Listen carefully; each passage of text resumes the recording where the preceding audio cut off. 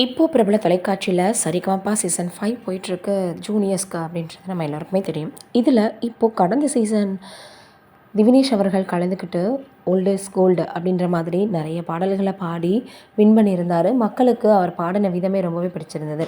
அதே போல் தான் கடந்த வாரம் என்ன பண்ணியிருக்காங்கன்னா ஓல்ட் இஸ் கோல்டு அப்படின்னு இப்போ இருக்கக்கூடிய சீசன் 5ல் வந்து நடத்தியிருக்காங்க.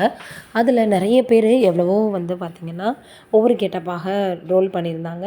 இந்த நிலையில் என்ன இருக்குது அப்படின்னா, அபிஷேகா அவர்கள் எம்ஜிஆர் அவர்களைப் போல் வந்து அவங்க ட்ரெஸ் பண்ணிவிட்டு பாடல்கள் வந்து நான் ஆணையிட்டாள் அப்படின்ற அந்த பாடலை பாடியிருக்காங்க.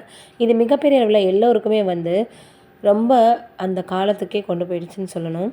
பிடிச்சிடுச்சு அப்படின்னு தான் சொல்லணும். இப்படி பாடினவங்களுக்கு ஏதாவது பண்ணணுமேனு ஜட்ஜஸ் என்ன பண்ணியிருக்காங்கன்னா 4 பேருமே சைன் பண்ணி எம்ஜிஆர் அவர்களுடைய ஷீல்டை தான் இப்போ அபிஷேகாவிற்கு கொடுத்துருக்காங்களாம். அதனால் ரொம்ப இப்போ எல்லோருமே அபிஷேகாவிற்கு வாழ்த்துக்களை தெரிவித்து வந்துட்டுருக்காங்க. இந்த நிலையில் எல்லோருமே அபிஷேகா தான் இந்த டைட்டில் வின்னர் இந்த சீசனோட அப்படின்னு எல்லோருமே சொல்லி வந்துட்டுருக்காங்க. வெயிட் பண்ணி பார்க்கலாம். இவங்க இப்போது நிறைய பேர் அபிஷேகாவிற்கு ஆதரவு தெரிவித்து வந்துட்டுருக்காங்க. ஆரம்பத்தில் இருந்தே அவங்களுடைய குடும்ப சூழ்நிலை எல்லாமே சொன்னதில் இருந்தே அபிஷேகா மேலே எல்லாருக்குமே வந்து ஒரு தனி கவனம் இருக்குது அப்படின்னு தான் சொல்லணும். இது ஒரு பக்கம் இருக்க, ஜனநாயகன் திரைப்படம் வந்து ரிலீஸ் ஆகாமல் கொஞ்சம் காலத்தை வந்து ஆகிக்கிட்டே இருக்குது. அதை பற்றி இப்போது விஜய் அவர்கள் சில விஷயங்களை ஷேர் பண்ணியிருக்காரு. அது ரொம்ப இப்போ எல்லோராலையுமே பேசப்பட்டு வந்துட்டுருக்கு.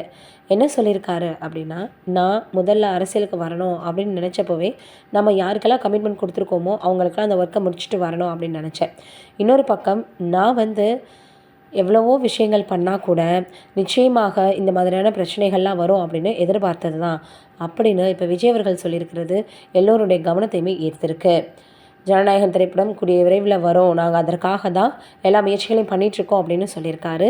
எப்போ வரப்போகுது, என்ன வந்து பார்த்திங்கன்னா அவங்களுக்கு தணிக்கைக்குழு சொல்ல போகிறாங்க அப்படின்றத வெயிட் பண்ணி பார்க்கலாம். நீங்கள் என்ன நினைக்கிறீங்கன்னு கமெண்ட்டில் சொல்லுங்கள்.